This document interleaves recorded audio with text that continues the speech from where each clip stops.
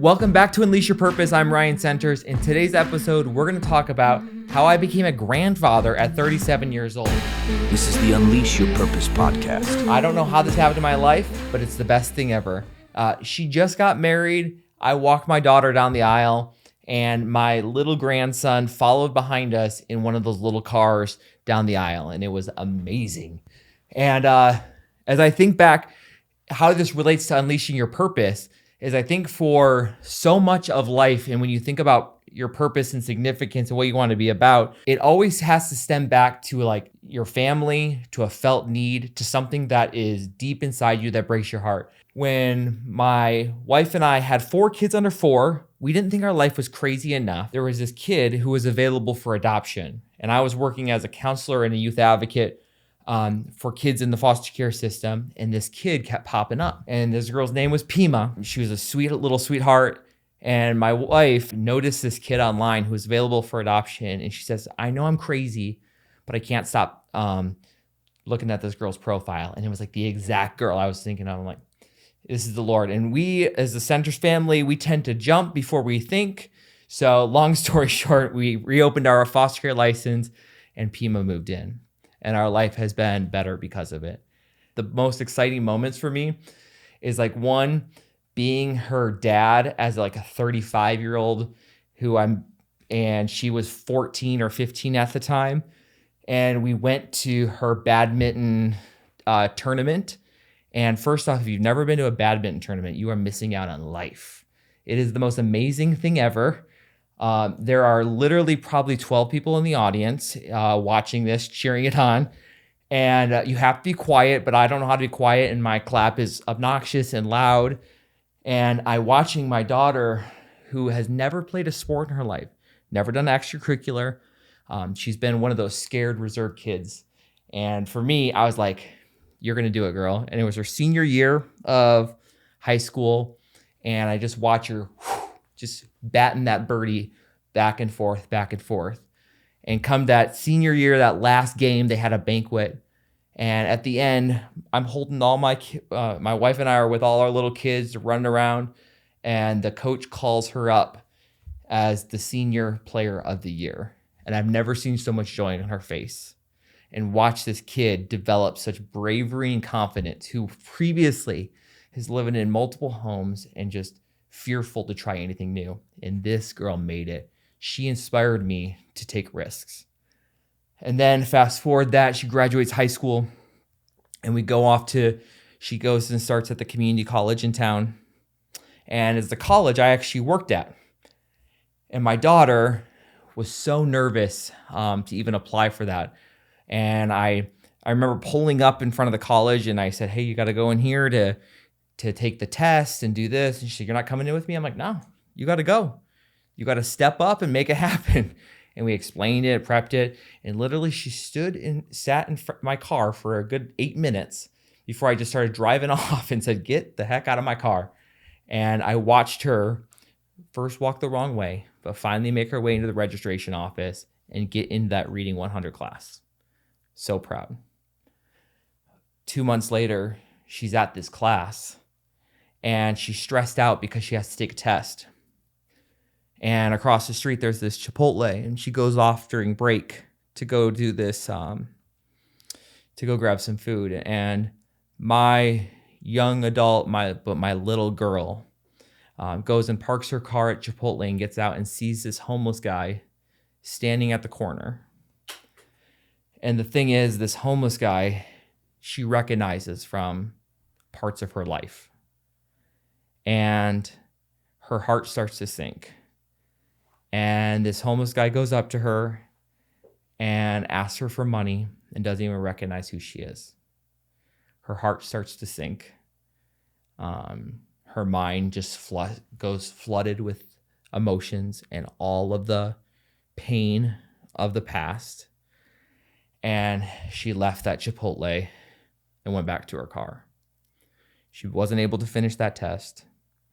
And that night she comes home to my wife and I, and she just looks out of it.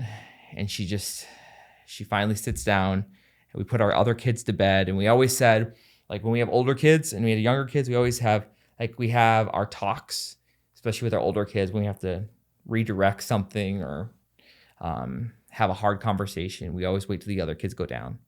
And then we'll have a family meeting and let them talk. And I knew she was just anxious, and she just sat there, and then she says, finally just opens up and is quiet. And she's like, he didn't even remember me. He didn't even remember me. And my wife and I just look at each other and look at her and says, baby, we love you. You are chosen. You are worthy. You are a centers, and you are strong, and you are brave, and you are kind. And we tell our kids over and over again, and she knows this. When we go to bed at night, we'll pray for them, and we'll say, you are strong, Pima. You are brave, and you are kind. And those words for her became somewhat healing, because after she shared what she just had went through and the memories that came flooded back, I go upstairs to check on the younger bit kids, and she comes chasing after me and almost shoves me to the side of the stairs and passes me up and says, I'm putting the kids to bed. And I stand outside the door of my little son, who's now 2 years old, and says hi to his sister. And she gets down on her knees. I'm not making this up. And she says, Maddox, you are strong, you are brave, and you are kind. You are strong, and you are brave, and you are kind. And I watched her instill healing to my 2-year-old son as she started to heal and believe that she was brave and that her past doesn't define her. Because guess what? Your story doesn't end with the past. You have the opportunity to move forward with God's grace, with the healing that has been given to you to make it move forward. And I watched my little girl at this point have so much healing. Now, my daughter is 25 years old, has a son who is almost 2 years old and is running around my house too many times a week. He is just a spitting image of her. And I'm watching him become a brave young little boy, and watching, having the opportunity to go and have my daughter get married to a man who is a great young man, and they love each other very much and start their own family together. It was a beautiful thing. And for me, I remember our photographer says, hey, we're about to walk. I'm going to walk Pima down the aisle.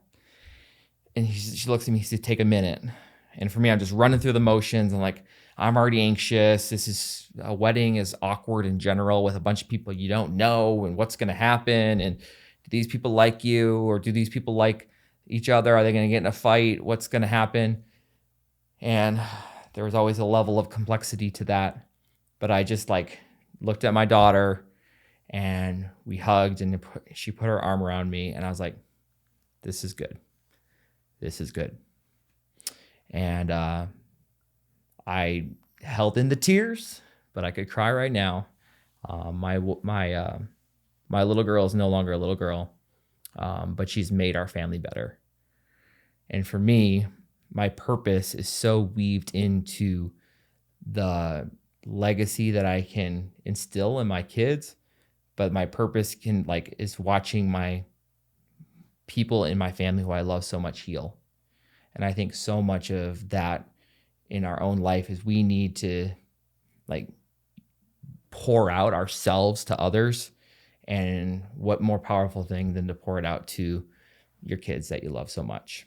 So I'm a grandpa, about to be 40 now, and I'm sure I'm going to have some more grandkids soon, but Pima, not yet. Thanks for joining us for the Unleash Your Purpose podcast. Be sure to like, subscribe, and leave a review. We'll see you next week.